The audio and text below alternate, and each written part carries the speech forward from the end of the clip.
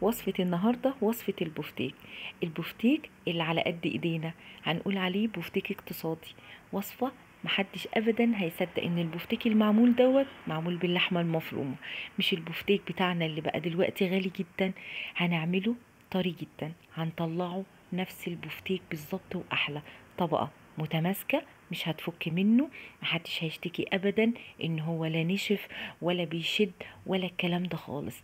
اركني اي وصفة عندك على جنب. انا عن نفسي اعتمدت الوصفة دي، اي بفتيك يبقى لازم يتعمل بالطريقة دي. كملي معايا الفيديو، ويا ريت اتمنى ان انت تشتركي في القناة بتاعتي وتعملي لي لايك. ونبتدي بقى مع بعض الوصفة. نسمي الله ونصلي على سيدنا محمد ونترحم على جميع امواتنا ويخلي لنا كل عزيز علينا يا رب.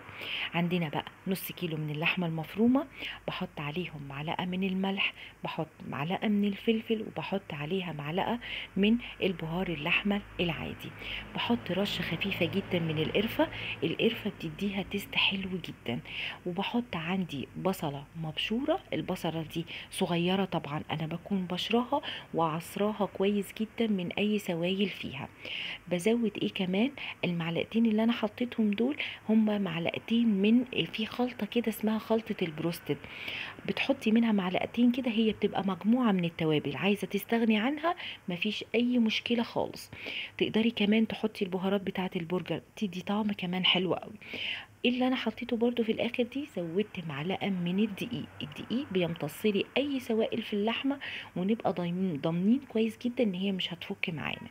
بزود طبعا عليها بيضه، وبس كده. بعجن بقى كويس جدا زي العجينه كده، بخلي بقى التوابل تخش جوه اللحمه مع البيضه مع معلقه الدقيق بتاعنا والبصله. بقلب بقى كل المكونات دي مع بعضها. يعني احنا حطينا ايه دلوقتي؟ لحمة، ملح، فلفل، بهار، ورشة من القرفة وبصلة مبشورة واي اضافات تانية من التوابل. دي اختياري عندك بقى، اعملي اللي انت عايزاه. عندنا بقى اكياس المطبخ بتاعة المطبخ عادي اللي احنا بنستخدمها.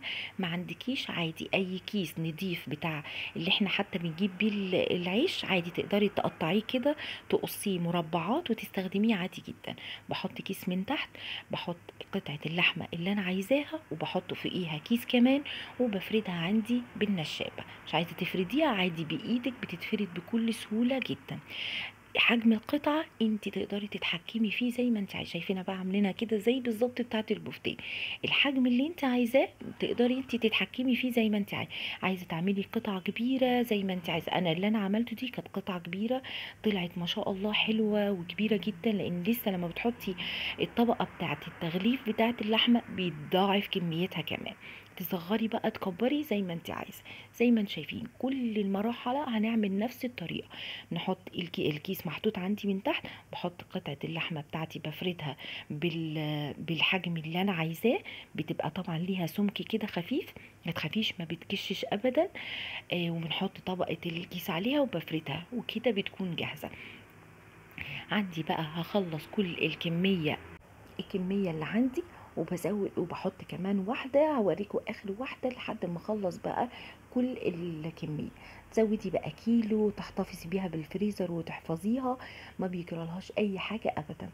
بعد بقى ما بخلص كل المرحلة دي ما بنشتغلش على اللحمة على طول، باخدها لازم اخليها ترتاح في الفريزر. حطيت بقى ما بين كل طبقة وطبقة ما تنزيش ده اكياس. طبعا حطيت 3 كده وحطيت كيس، و3 كمان وحطيت كيس. الكمية دي عملت تقريبا 10 من البفتيك. الحجم كبير مش صغير، تقدري تصغريها هتتضاعف معاكي كمية كبيرة جدا. سبتها في الفريزر عندي ترتاح حوالي ساعة، ساعة ونص. وهنحضر بقى للتغليف بتاعنا. التغليف بتاعنا بنعمل فيه ايه؟ بنحط كوباية من الدقيق، بحط عليها معلقة من النشا، وبحط كمان اي بهارات انت عايزة تحطيها عليها.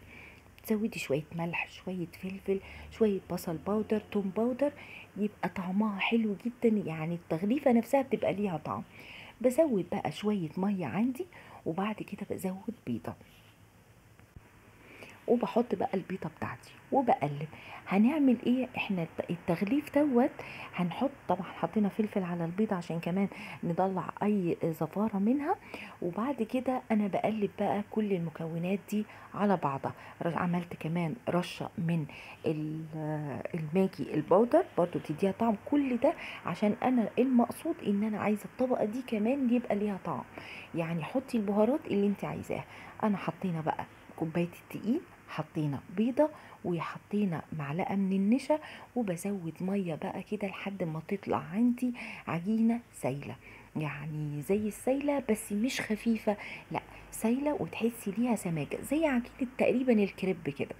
وانا هوريكم هتبقى عامله ازاي، بس بتبقى ماسكه شويه. ليه؟ لانها عايزينها تبقى زي طبقه الصمغ اللي هتمسك في اللحم. اللحمه بعد بقى ما ارتاحت عندي في الفريزر حوالي ساعه او ساعه ونص، شايفينها هي مش جامده، هي ماسكه نفسها. بحطها بقى في الخليط بتاعي اللي احنا عملناه. وعندك بأي معلقه كده عريضه، مش معلقه صغيره عشان ما تفكش منك ولا تروح كده ولا كده. خلاص عندك اي معلقه اللي هي حتى المغرفه بتاعت المكرونه ولا اي حاجه بنشيل منها الصواني، كويسه جدا. بغلف بقى من فوق وتحت وبحطها في. طبعا عندي البقسماط، عندك بقسماط جاهز. البقسماط ده انا كان عندي انا اللي عاملاه. عندك عيش فينو، بتجمعي كده كميه كويسه وبتقطعيها وتدخليها في الفرن لحد ما تتحمص. وبعد كده بتخرجيها وتتبليها بقى التوابل اللي انت عايزاها. تحطي ملح، تحطي شويه قرفه، تحطي شويه بصل باودر، توم باودر، يبقى عندك احلى بقسماط وكميه وفيره جدا تستخدميها بقى في اي وقت. خلصت اول قطعه بفتيك، بعمل التانية نفس الطريقه لحد ما اخلص كل الكميه اللي عندي. باخدها احطها في الخليط السائل بتاعي، وبعد كده بنزلها عندي في البقسماط.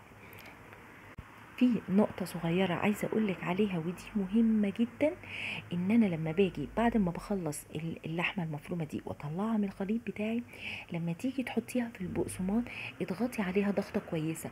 خلي إحنا عايزين البقسماط ده يلزق في الخليط اللي إحنا عملناه.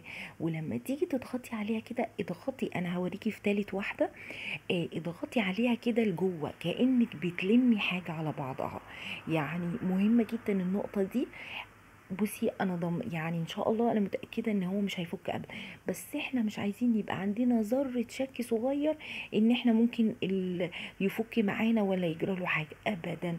يعني زي ما انتم شايفين كده باخدها، بضغط ضغطه كده، ابقى احس كده ان هي بتلزق عليه، وبص وبايدي بلمها كده لجوه، تطلع معاكي مظبوطه جدا. يعني هوريكوا قد ايه الطبقه لما بعد كده ما بتطلعيها مفيش، ما بتنزلش منها اي بقسماط خالص، لان احنا متاكدين ان لزق. هوريكوا تالت واحده نفس النقطه. طبعا خلصت الكميه بتاعتي، واخر واحده شايفين بايدي كده كاني بضمها على بعض. مهمه جدا النقطه دي. بعد ما بخلص بقى كل كميه، ما شاء الله شايفين قد ايه طلع، نص كيلو طلع عندنا قد ايه حجم البفتيك، وقد ايه كمان الكميه ما شاء الله. لو صغرتي كمان اكتر من كده اللحمه هتطلع معاكي كميه اكتر من كده. يعني اتوقع هتطلع منك ولا 15 16 واحد. شايفين الطبقه لازقه ازاي؟ خلاص احنا كده ما شاء الله متأكدين ان امورنا تمام واحنا ماشيين صح. باخد الطبق بتاعي ده انا بسيبه يرتاح تاني حوالي نص ساعة عقبال بقى اما اشوف انا هعمل ايه اكل. عندي طبعا بعد كده بطلعه، عندي الزيت على النار يحمى شوية، وبنزل فيه البفتيك وبحمره من جهتين وبقدمه.